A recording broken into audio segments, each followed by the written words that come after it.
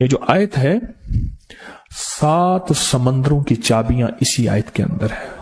7 زمینوں 7 آسمانوں اور جتنی بھی مخلوقات ایسی ہے جو ڈس سکتی ہے، جو چیر پھاڑ سکتی ہے، یا ایسی آفتیں اور بلائیں جو آنے والی ہیں، ان سب کو سنبھالنے کے لیے یہ آیت آخری طاقتور ترین آیت ہے. اور یہ عمل حیرت انگیز ترین عمل ہے. میں چند سانسیں پڑھواؤں گا، میں آج چند سانسیں پڑھواؤں گا، اور آپ کو علم ہے کہ یہ کتنی سانسوں کا عمل ہے؟ 40 سانسوں کا عمل ہے. اس کو دیکھتے ہوئے 40 سانسیں، اور ہر سانس میں اپنے مقصد، اپنی مشکل، اپنی پریشانی، جادو، جنات، بندش، بیماریاں، ناکامیاں، تکلیفیں، مشکلات، مسائل، الجھنوں کا ہر سانس میں تصور کرنا ہے. اگر چاہتے ہیں کہ ہمیشہ تمنگری رہے، مالداری رہے، عزت رہے، بھرم رہے، اور نسلیں پتہ نہیں کتنی آئیں گی کوئی خبر نہیں، اور ان کا رزق کشادہ رہے، کیسے ہوگا؟ کس طرح ہوگا؟ تو اس کا واحد حل اور اس کا واحد راستہ صرف یہی ہے. اپنے مالوں کو سوچیں، یہ میرا مال اللہ نے دیا ہے. میرے والد غریب تھے، میرا دادا غریب تھا، یا میرا والد مالدار تھا، یا میرا دادا مالدار تھا. آج اگر ان کی جائیداد اور چیزیں مجھ تک پہنچی ہیں تو ان کے پاس راز کیا تھا؟ یہ ضروری ہے. میرا ایک اور پیغام بھی سن لیجیے گا. یہ ضروری ہے کہ اپنی نسلوں کو فقیر اور غریب اور منگتا چھوڑ کے نہیں جانا. جتنی استطاعت ہو ان کے لیے اتنا جائیداد، پراپرٹی، مال، کوئی رزق کو چھوٹا سا چھوڑ کے جانا ضروری ہے. اپنی نسلوں کو خالی چھوڑ کے نہ جانا. اگر وسائل ہیں، حلال کے راستے ہیں، اگر نہیں ہیں کوشش کرتے رہیں. اللہ کا مال اللہ کے ذمہ ہے، اللہ کا نظام اللہ کے ذمہ ہے. یہ آپ اگر اپنے پاس کچھ مال رکھتے ہیں، کچھ جائیداد رکھتے ہیں، سونے جواہرات رکھتے ہیں، یا کچھ چیزیں رکھتے ہیں، اگر آپ رزق حلال میں سنبھال کے رکھا ہوا ہے اور سال کے بعد ان کی زکوٰۃ دیتے ہیں اور رکھتے ہیں، تو یہ حرام نہیں ہے، اسباب کے موافق ہے اور توکل کے خلاف نہیں ہے. ایسا کرنے سے آپ گناہگار نہیں ہوں گے. ڈھاکہ میں ایک بازار ہے، اس کا نام خانم بازار ہے. خانم رئیس اعظم تھا، رئیس اعظم، پر اس نے زکوٰۃ، عشر، ہدیات، صدقات کے لیے اپنا مال محفوظ نہ کر سکا. بہت رئیس تھا. اس کے بارے میں تھا کہ 40 دن تک اگر گھوڑی دن رات دوڑتی رہے، گھوڑا دوڑتا رہے تیز رفتار، اس کی جاگیر ختم نہیں ہوگی. 40 دن 40 راتیں، 40 دن 40 راتیں ختم نہیں ہوگی. باپ کے مرنے کے بعد بیٹی کو ایک چسکا پڑ گیا. وہ تھا کپڑے کے پھاڑنے کی آواز. کپڑا نا پھٹتا ہے تو اس کی ایک آواز ہوتی ہے، بس اس کو آواز اچھی لگتی تھی. تھانوں کے تھان آتے تھے، وہ سارا دن قیمتی بوسکی کے، کرنڈی کے اور قیمتی کپڑے پھاڑتی تھی، اس کو ٹکڑے کرتی تھی. وہ اس کا مشغلہ تھا. اور بیٹے کو مشغلہ یہ پڑ گیا، اس وقت نئی دیا سلائی آئی تھی، یہ ماچس کی ڈبیاں، تیلیاں، وہ ماچس کی ڈبیاں اور تیلیاں جلاتا تھا. اس کا بارود کی بو سے اچھی لگتی تھی. بارود ہوتے نا، وہ بارود لگا ہوا تھا تو 2 بارود آپس میں ٹکراتے ہیں، شعلہ نکلتا ہے، اس سے بو بھی نکلتی ہے، اس کو بو اچھی لگتی تھی. ایک وقت آیا کہ وہ خالی ہو گیا. اور خانم فارسی کا لفظ اصل میں، وہ ایک اس گلی بازار کے چوراہے میں کھڑی ہوتی تھی ایک جگہ اور بھیک مانگتی تھی، اور اس کے نام پہ خود بازار کا نام خانم بازار پڑ گیا. میں جھنگ میں گیا، پرانی بات ہے، ہمارے ایک مخلص ہیں ان کے ہاں، ایک چوک میں کھڑا تھا، تو وہ چوک سے ان کی گاڑی لینے آئی کہ آگے راستہ سمجھ نہیں آ رہا تھا. تو مجھے کہنے لگے آپ میری گاڑی میں بیٹھ جائیں. میں ان کی گاڑی میں بیٹھ گیا. مجھ سے کہنے لگے یہ جو چوک ہے نا، فلاں فلاں، میں نام نہیں لیتا، فلاں فلاں، اس کی اتنی جاگیر تھی کہ 3 دن 3 راتیں گھوڑی دوڑتی رہتی تھی، ختم نہیں ہوتی تھی. اور پھر ان کی نسلوں میں کوئی ایسا آیا اور خود اس کو کوئی ایسی چیز پڑ گئی کہ ایک وقت تھا اسی چوک پہ کھڑے ہو کے بھیک مانگتا تھا. اور ایک دفعہ سخت سردی تھی، بھیک مانگ رہا تھا، سردی میں ٹھٹر گیا، اور ٹھٹر کے تو میں چھپ گئے جیسے آج کل سردی ہے. رات کو وہیں مر کے پڑا تھا. صبح اٹھایا، کچھ لوگوں نے چندہ کر کے کفن دے کے دفن کر دیا. میرے حضور کا فرمان ہے اپنے مالوں کو زکوٰۃ کے ذریعے محفوظ کرو، محفوظ کر لو. اگر محفوظ نہ کیا، نسلوں میں فقر اور فاقے، غربت، تنگ دستیاں، فقیری اور منگتا ہونا نسلوں کو دیکھے جائیں گے. پھر نسلیں کہیں گی پدرم سلطان بت، ہمارا باپ، ہمارا دادا بادشاہ تھا، جاگیردار تھا، مالدار تھا. ہمارے بڑے بتاتے ہیں زندگی بھر کے لیے فقر، فاقہ، غربت اور تنگ دستی سے بچے رہیں گے. غیب سے اللہ کا نظام ایسا چلے گا، ایسا چلے گا، ایسا چلے گا. اللہ سارے بھوکے ہوں گے، سارے پیاسے ہوں گے، سارے فقیر ہوں گے، سارے منگتے ہوں گے. اللہ تجھے کھلائے گا بھی صحیح، پلائے گا بھی صحیح، سلائے گا بھی صحیح. عزت کے تکیے، عزت کے لقمے، عزت کے جام، عزت کے جام. مالک بن دینار رحمت اللہ علیہ کے پاس ایک بندہ ہدیہ لے کے آیا. اللہ کے ولی تھے. حضرت ہدیہ قبول فرمائے. آپ قبول فرما لیتے تھے، کسی کا نہیں کرتے تھے. میں نہیں لیتا، تیرا رزق حلال نہیں ہے. دیکھ کے فرما دی، تیرا رزق حلال نہیں. دیکھ کے فرمایا تیرا رزق حلال نہیں.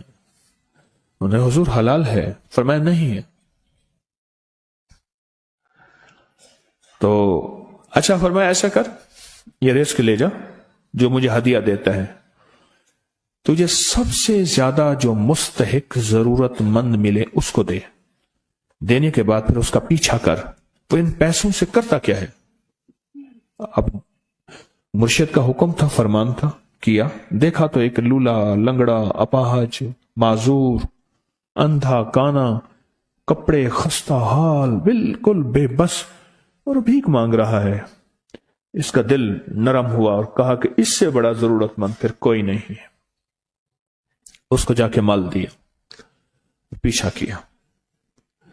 چلتے چلتے چلتے اس نے جا کے آگے گیا تو نہ وہ لولا تھا، نہ وہ لنگڑا تھا، نہ وہ کندھا تھا، کانا تھا، نہ وہ اندھا تھا، کچھ بھی نہیں تھا، بالکل ٹھیک ٹھاک ہو گیا. اور یہ حیرت سے دیکھ رہا ہے.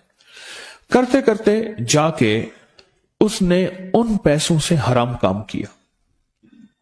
خاموشی سے آ گئے، حضرت آپ کا فرمان ٹھیک ہے، میں اب یہ میرے پیسے لے. یہ جا کے کسی ایسے بندے کو دے جو تجھے سب سے زیادہ مالدار نظر آتا ہو، خوشحال نظر آتا ہو، بہترین نظر آتا ہو. اب پیسے لے لیے.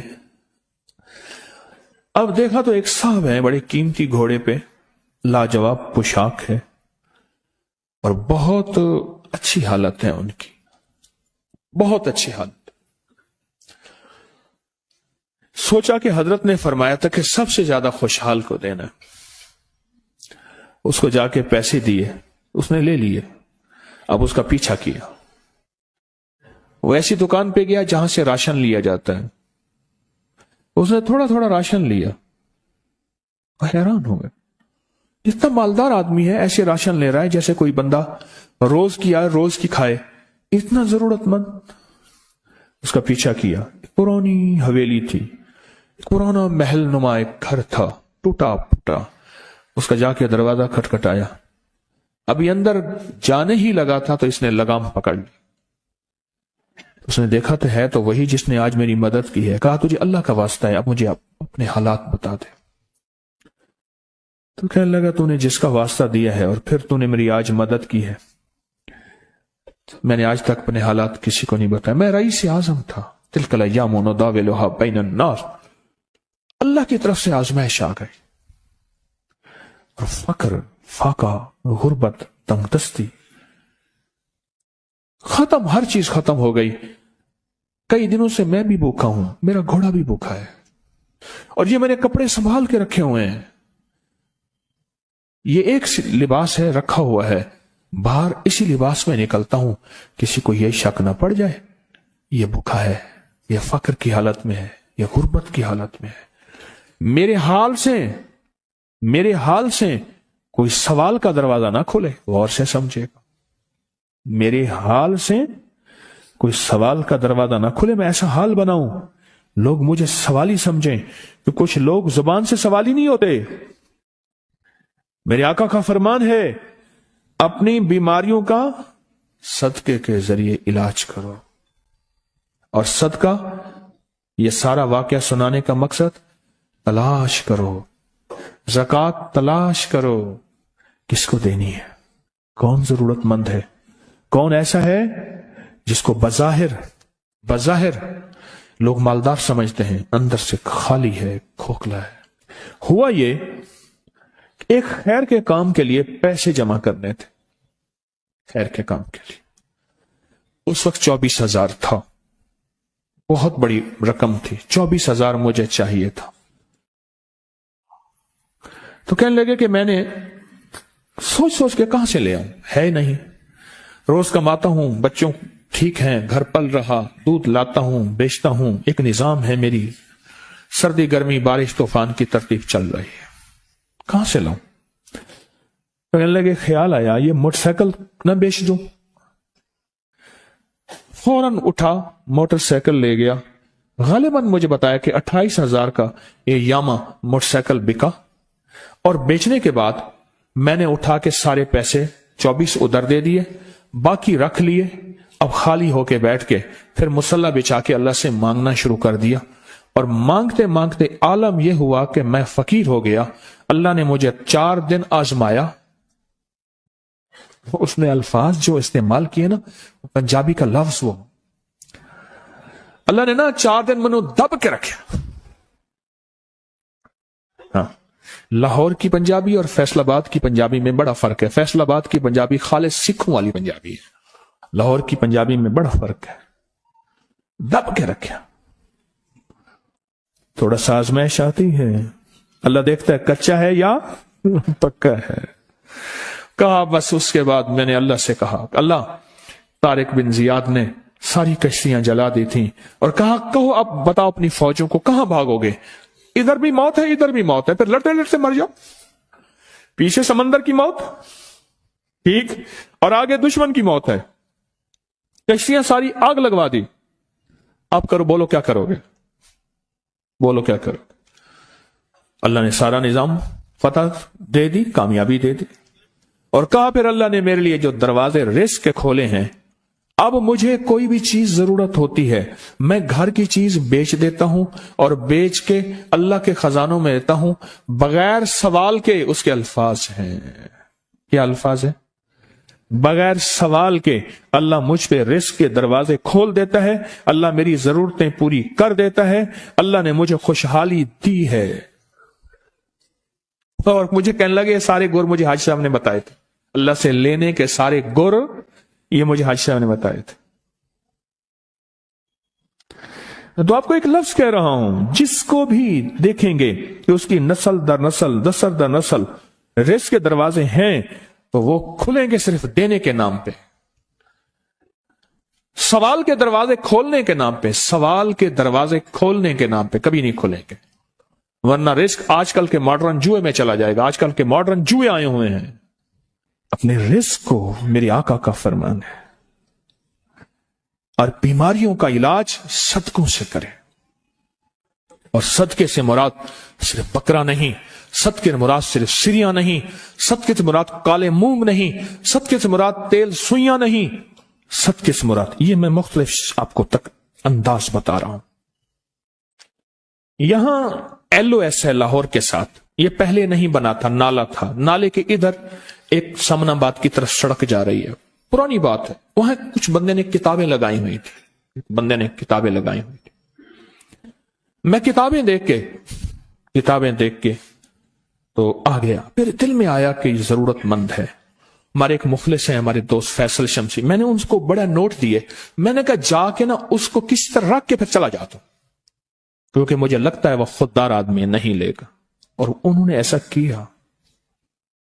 سوچیں کہ میرے مال اللہ نے دی ہے، کیا میں اپنے مال کا صدقہ اگر نکال رہا ہوں تو وہ دے کہاں رہا ہوں؟ ضرورت مند کیا میں تلاش کر رہا ہوں؟ اور میں ضرورت مندوں میں سب سے پہلے وَبِذِي الْقُرْبَى وَالْيَتَامَى وَالْمَسَاكِينَ وَابْنِ السَّبِيلِ، مسافر پردیسی چوتھے، پھر مسکین ہے، پردیسی ہے، مسافر ہے، یتیم ہے، ضرورت ہے اس چیز کی، اس کی ضرورت ہے۔ کیونکہ یہاں جتنے مانگنے والے ہیں ان کے بارے میں صرف ایک لفظ کہوں گا، یہ لفظ آپ پکا رکھ لیں، یہ سب خواہشات کے مانگنے والے ہیں، ضروریات والے نہیں ہیں، خواہشات۔ اتنا بڑا بنگلہ، اتنی بڑی سواری، فلاں برانڈ کا موبائل، فلاں چیز فلاں چیز فلاں چیز، یہ خواہشات کی کوئی حد نہیں ہے، یہ لفظ بھی ذہن نشین رکھیے گا، میرے ساتھ بولیں، خواہشات کی، ضروریات کی حد ہے، خواہشات کی حد نہیں ہے۔ عاجزانہ دعاؤں کے ذریعے اگر اپنی مصیبتیں، اپنی بلائیں، اپنی پریشانیاں اور اپنی تکلیفیں ٹلوانا چاہتے ہیں تو اس کے پیچھے ہمارے ساتھ کون سی دعائیں ہوں؟ عاجزانہ دعائیں، عاجزانہ دعائیں۔ اور میں امام زین العابدین جب دعائیں مانگتے تھے اور ان کی دعاؤں کے اندر جو درد ہوتا تھا اور غم ہوتا تھا، اور ان کی دعاؤں کے اندر جو پلبلانا اور بلبلانا اور کرب اور تکلیف ہوتی تھی، فرمایا ہنستے اپنی ہنسیاں بھول جاتے تھے، سونے والے سونا ترک کر دیتے تھے، اونگنے والے اونگنا چھوڑ دیتے تھے، اور وہ بھی ان کے ساتھ رونے لگ جاتے تھے۔ ان کا رونا ہی اتنا تھا، وہ ہنسیاں تو بخشی بخشوائی تھی، اور ان کا نام زین العابدین، نام تو ان کا علی ہے، زین العابدین پڑا اس لیے عبادت کرتے کرتے کرتے وہ عبادت گاروں کے امام بن گئے۔ یہ تسبیح خانہ جو آپ کو راستے دے رہا ہے، تسبیح خانہ جو منزلیں دے رہا ہے، یہ راستہ، یہ منزل ساری کے ساری اس لیے ہے کہ اس منزل اور راستے کے پیچھے دعاؤں کی طاقت ہے، دعاؤں کی طاقت ہے۔ ان دعاؤں اور اعمال کو اپنے ساتھ ایسے سینے سے لگا لیں۔ ان دعاؤں اور اعمال کے اندر حیرت انگیز دنیا ہے۔ جب سے تسبیح خانے کے ساتھ نسبت ہے، دعاؤں کی کیا کیا طاقتیں دیکھی، دعاؤں کی کیا کیا تاثیر دیکھی، سنوں گا نہیں، بس صرف دل میں سوچیں، میرے سوالوں کا جواب دل میں دیں۔ دعاؤں کو کیسے آزمائے